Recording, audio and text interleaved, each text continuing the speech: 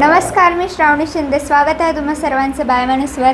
आणि आज आपण आहोत अष्टविनायकमधल्या सर्वात श्रीमंत गणपतीच्या मंदिरामध्ये, म्हणजेच ओझरच्या विघ्नेश्वरच्या मंदिरामध्ये. तुम्ही माझ्या मागे पाहू शकता किती छान सजवलेलं आहे गणपती बाप्पाला.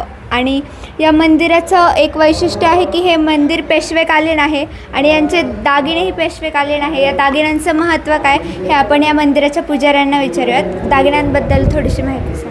गणपती बाप्पाच्या डोळ्यात माणिक आहेत, कपाळी हिरा आहे आणि वेंबीत माणिक आहे. तर त्या 200 वर्षापूर्वीची बाप्पाला कंठी आहे 10 तोळ्याची.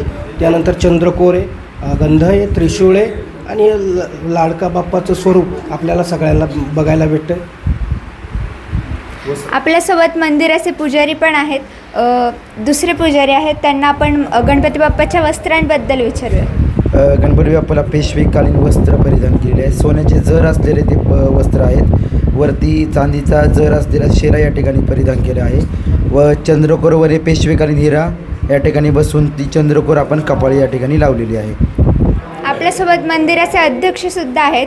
त्यांना आपण या एकूण दागिन्यांची किंमत किंवा त्यांचं वजन वगैरे आपण त्यांना विचारू. नमस्कार. मंदिर पेशवेकालीन असल्यामुळे पेशव्यांची परंपरा राखताना आधुनिकतेची जोड देत आपण दागिने तयार केलेले आहेत. हे दागिने फक्त वर्षातून 2 वेळा म्हणजे भाद्रपद चतुर्थी आणि माघ चतुर्थी या 2 वेळा परिधान केले जातात. हे दागिने अंदाजे 10 ते 12 किलो सोन्याचे दागिने बनवलेले. त्याचबरोबर मंदिराच्या भोवती 400 ते 500 किलो चांदीचे दागिने बनवले. हा आमचा ओझरचा विघ्नेश्वर हा संपूर्ण महाराष्ट्रात एक श्रीमंत गणपती म्हणून ओळखला जातो आणि त्याची परंपरा, त्याचं नावलौकिक आम्ही नक्कीच राखण्याचा प्रयत्न करत असतो आणि त्यात दागिन्यांमध्ये वाढ करण्याचा प्रयत्न करत असतो. आम्ही आमच्या दागिन्यांची सुरक्षा कडेकट व्हावी यामधून याचा पूर्णपणे प्रयत्न करत असतो आणि ते करत राहू.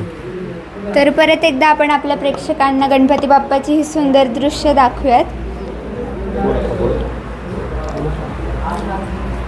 आणि विघ्नहर्त्याचं हे स्वरूप पाहण्यासाठी किंवा अशाच नवनवीन बातम्या पाहण्यासाठी बायमानुसला सबस्क्राईब करा, व्हिडिओला लाईक करा आणि कमेंट करून आम्हाला तुमचं मत सांगा.